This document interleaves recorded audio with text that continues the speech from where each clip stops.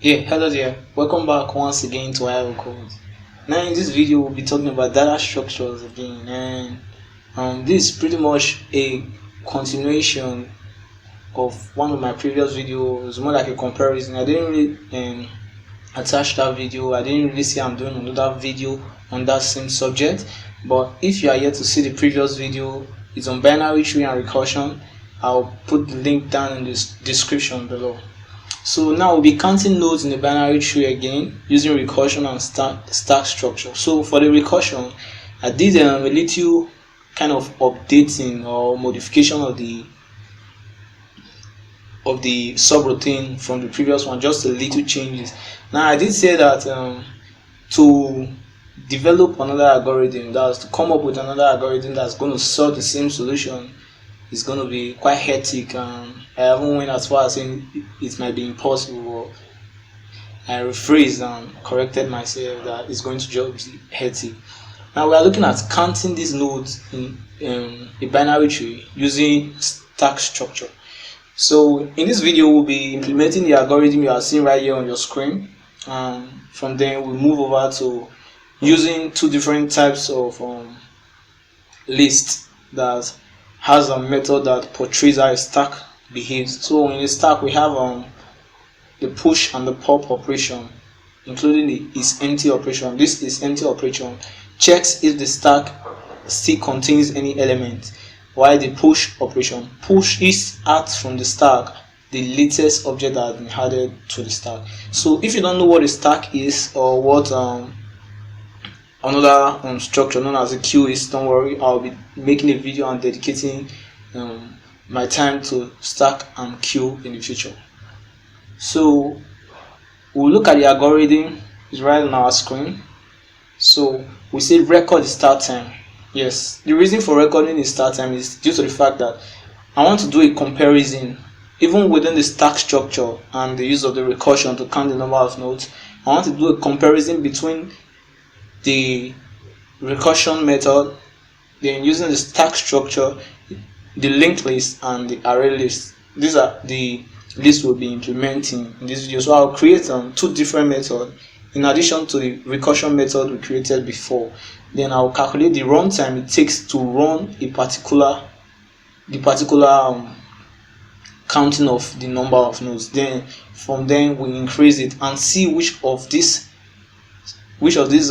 algorithm, or perhaps which of these data structures are more efficient. So we record the start time, we create a variable sum, we create a variable sum. So this sum is an int variable that is used to count the number of nodes. Then we create a list object to represent the queue. So this list object, for the linked list method it will be a linked list, and for the array list it will be an array list. Now we had the node that was passed as parameter to the newly created object. You know that already if you've seen that previous video. Now we check why the node is not empty. So that if the node is not empty, okay, pop out the node at the top of the list. Remember we've added the node to the list. Now we'll pop it out. Now we check if the node is null, just continue as it go back to the beginning of the while loop and evaluate the condition again. Now add the left and right child of the nodes to the stack. So what we have to do now is to add the left and right child of the node to the stack. And I'll make a correction here. So this is not queue, it's a stack. My mistake, I apologize for that. Now we increase the value of sum, and then all these are inside of the while block, these ones that are indented like this. Then outside of the while block we subtract the start time from the current time. So we have we'll be defining a variable, or perhaps I'll just subtract the start time, which was this initial start time, from the current time. Then we'll print out the total amount of time, then we'll return the value of sum. Now all these are just long stories. I want you to go ahead and implement this algorithm in any preferred language of your choice, but I've written the code already, and what I'll just do is jump up to my IntelliJ, that's open up my IntelliJ, and then I'll just read through the code. Then we run the code and we check the efficiency of each of these three structures, these three algorithms. So right here, coming. Okay, let me just expand this stuff. So I'll make some correction. See, Q. I want to replace all the Q's with the word stack.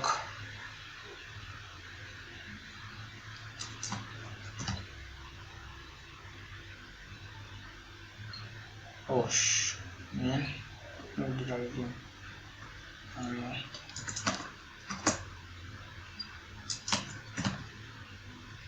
So I've pretty much replaced all. So I don't want you to see Q when we are talking about stack. Now this is the initial algorithm for counting with recursion. So I changed the name to count nodes with recursion.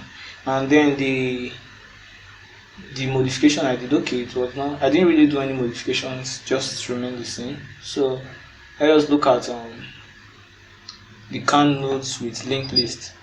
So this is the start time. We initialized it using the system.current time list. Then we initialized our sum, give it a value of 0. Then we created a linked list, an object of type linked list, and we called it the node stack. And this linked list is going to just hold node object. Then we added the very first node that was passed as parameter to the node stack object. And then we checked why this node stack is not empty. We pop at the node stack. So pop is kind of an operation that is related to the stack. So a stack structure takes three main operations: the pop operation, the push operation, and the isEmpty operation. So we've seen the isEmpty operation. Now the isEmpty operation checks if the stack is empty. Now as far as the stack is not empty, that's why we have this flag here. So if the stack is not empty, continue with this statement. Now it says if node is null, don't count, just continue, go back to the beginning of the while loop and evaluate. So we do a node stack.push after we check for our null condition, and if this turns out to be false, our normal control flow of program will continue. So we push the left child node of this node object to the stack, and we also push the right child node of this object to the stack, and then we increase our sum by adding a value of 1 to it. Then we went on further at the end of the while loop to print out the total time it took, and the way I printed it out, I didn't give this another data type. I didn't initialize it to another variable. I just called the system.current time list and subtracted the start time and included the milliseconds with the concatenation symbol here. Now we return the sum. So this is for the linked list. So the array list is the same thing. There's pretty much no difference. Just that for an array, we don't have the operation pop, but there is a way you can also make use of it. You can also do the same thing with an array list. So instead of the pop, this is what we do. This is what I did, and it's right here. We have the same implementation from the beginning up to this point. Now at this point, instead of the pop, what we did was to remove the node object that was added at the very last position. So that's why I say node stack.size, so it will evaluate the size and subtract 1 from the size, since it cannot access the index of the size, because that index is going to point to null. So it's going to subtract 1 and access the very last element that was added to the node stack. Now we move over, and instead of the push operation, we have the add operation for an array list. So we add the left node and we also add the right node to our stack. We increase the sum and we also printed out the 10, and then we return the sum. Now I know you must have seen this already, but this is what I want to talk about. I printed out the time it took to run with an array list, and I also printed out the time it took to run with a linked list. Now for our recursive method, just go ahead and watch that video if you are yet to see it. I'll provide a link to that video in the description below. Now for our recursive method, I can't print I didn't include this print time in the recursive method. So what I did was, before I called it, I initialized my start time inside of my main method and pretty much calculated the total time it took to run the recursive method. You can see count node with recursion, and then I printed out the total time. The reason for that is because it's recursion. If I'm to include the time it takes to count the node, it's going to recursively print out that time for the number of nodes that it encounters, because it's a recursive call. In as much as it calls the subroutine, it's going to keep printing out that the number, and it's going to be kind of confusing. So that's why I didn't include this print time in the recursive method.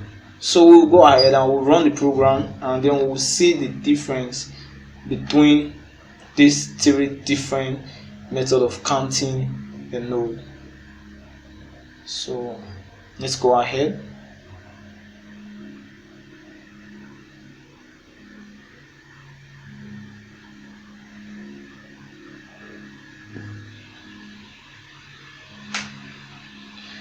So now, at first we created the 10 generation,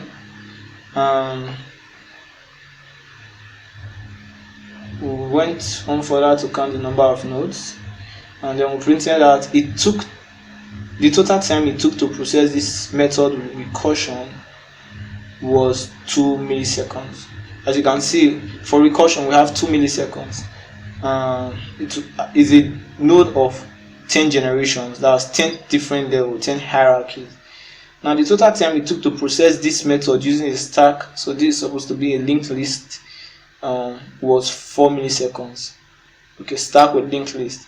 Then it also counts the total node and is equal. You are just confirm that okay, it's correct. Then the total time it took to process this method using an array list was 2 milliseconds. And you can see that it seems like the recursive method and the array list method is more efficient, right? Now this for a node with 10 generation. Now how about we increase this, and I want to start with the value of 5, then we'll move over to 20, then we'll go over to 25. So 25 is more like the threshold. I did try this program using 26 node, 30 node, and my JVM ran out of memory, so it printed out an error on the console. So we'll start with 15, and then we'll see the number of seconds it will take to count all the nodes that has value.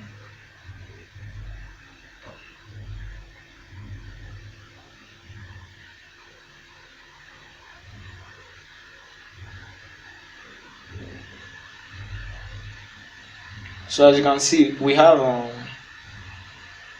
the total time it took to process this method with recursion was 5 milliseconds. So you see just few difference. However, for the linked list, it took 35 milliseconds, and it seems as if the linked list is now much more efficient than the array list in this situation with just 15 generations. So this is the amount of nodes in the tree, the total number of nodes in the tree.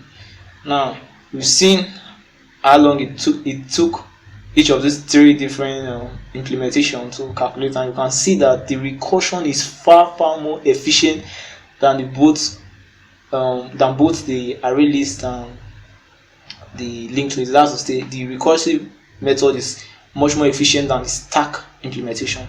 So we are going to change the value of 15 now to 20, and we are going to see again what the result is going to be.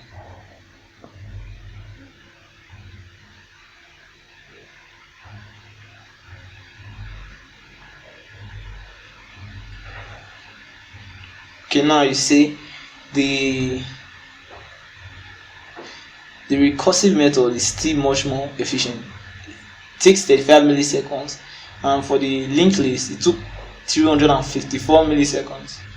So it took about 10 times the time it took for the recursive method. And for the array list, it turns out to be much more efficient in this case than the linked list. So I'll give it to the array list at this point, and then we are going to check for a generation of 25 levels. So I'll run the program again.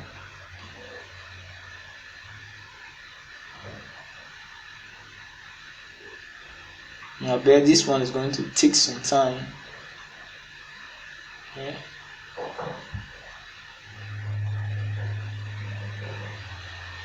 Okay, for the recursive method it took 1070 milliseconds. That's approximately a second. Let's see what it's going to take for the linked list and the array list. So we have about 14 seconds, and we have 5.3 seconds for the array list. So this is pretty much it, and we can tell from the